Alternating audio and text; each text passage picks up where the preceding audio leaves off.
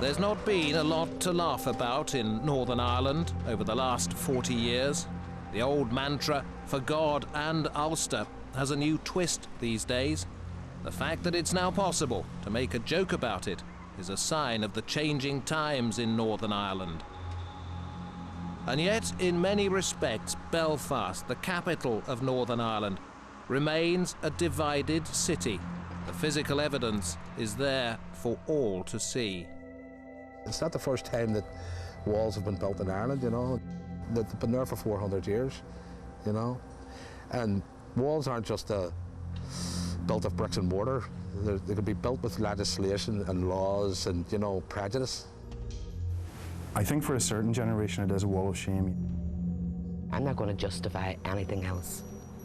I love my country, I love my culture, and that wall staying where it is. Amen.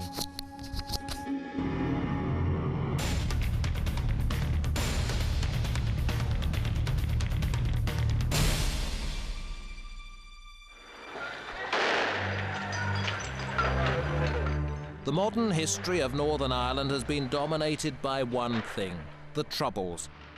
A violent, bitter conflict, both political and religious, between those claiming to represent the predominantly Catholic nationalists and those claiming to represent the mainly Protestant Unionists.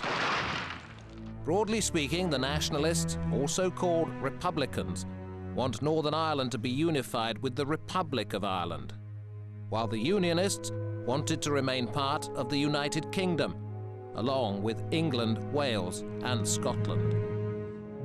I think this conflict was principally about hatred. Hatred of a people, hatred of my community. And I think it has taken Republicans to realise that with hatred you can achieve nothing. It was about people's civil rights and human rights. People went out and marched on the streets and were beaten off the streets, and then the British Army came in. The Catholics and nationalists here actually had no basic human rights. They had no voting rights. They had all those rights taken away from them. But in 1998, Northern Ireland's political parties signed up to the Good Friday Agreement, breaking 3 decades of deadlock. It established a power-sharing assembly and paved the way for the withdrawal of British troops and the disbanding of paramilitary groups. After many false starts, the Assembly assumed its full power in May 2007, and the sworn enemies of yesterday, Unionist leader Ian Paisley and the Republican leader Martin McGuinness, became First Minister and Deputy First Minister. But what Northern Ireland has now is not so much peace as an absence of conflict. Far from disappearing, the walls have grown. Instead of reconciliation, there is partition, an ill-tempered stalemate of separate identities and separated lives. There's huge amounts of segregation in daily lives, particularly within working class communities. Kids go to school in different schoolings, Catholic schooling or Protestant schooling. They would just not mix. That's not a consequence of the wars. In the wars, the segregation and the divisions were there before the wars happened. The wars kind of fed into that, and then the further segregation has continued from that. So we're now in a situation where there's more segregation after 13 years of the peace process than there was during the conflict. Segregation is a fact of life. It's a fact of life whenever we've had 35 years of trouble and mayhem. And people aren't going to get over that very, very quickly or very easily. The first of the so-called peace lines began as a length of barbed wire, rolled out by the British Army to separate the warring communities in 1969.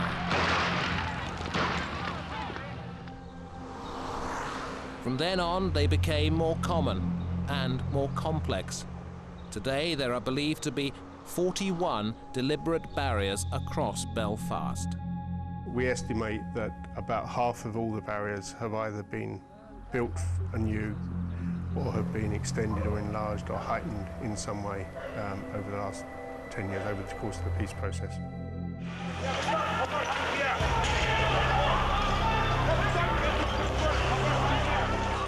The most notorious barrier was the one between the warring communities of Protestant Shankill and Catholic Falls Road.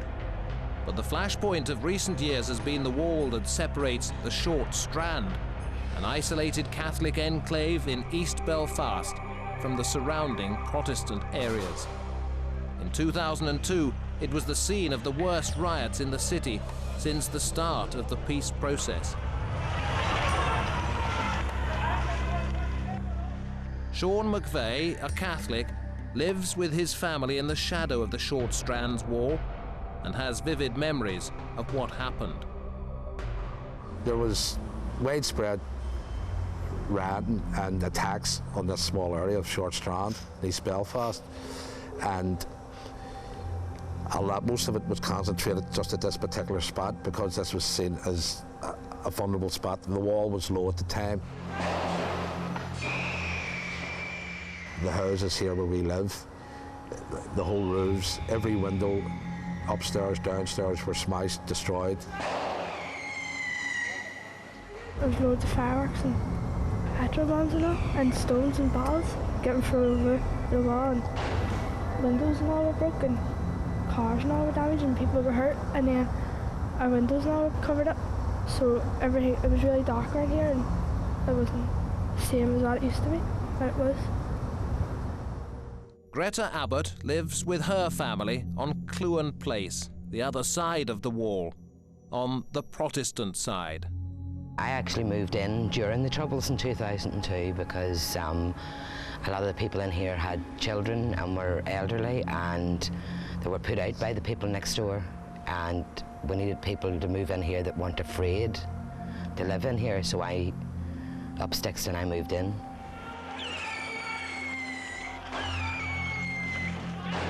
So my daughter, she was hitting the head with a brick, and that was just in the alley over there. She's just sitting there minding her own business, talking away to her wee chums. Jesus Christ!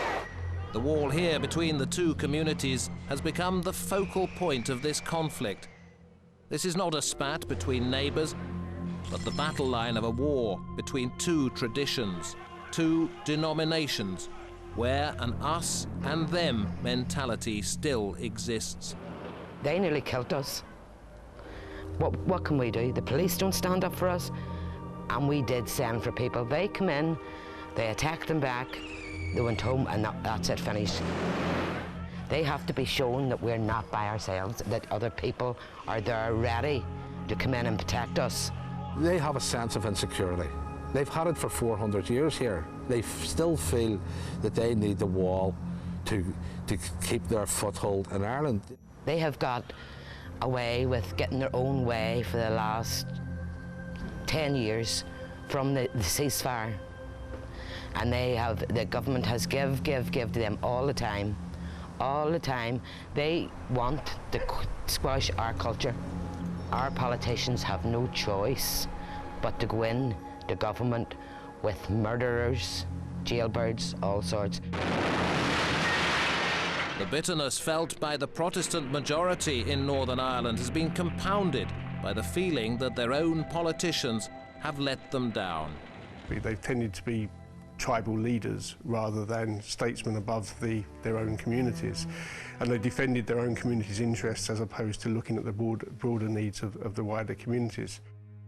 The difficulty again is within staunchly loyalist areas or staunchly Republican areas, whereby they feel a sense of betrayal because their politicians said that they would never share power with Republicans, for example, and all of a sudden, in a very short period of time, a deal was done and they were sitting side by side, laughing and smiling.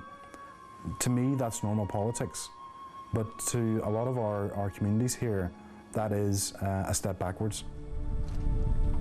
Even today, politicians in the new Northern Ireland Assembly still occasionally seem locked into their old mindsets.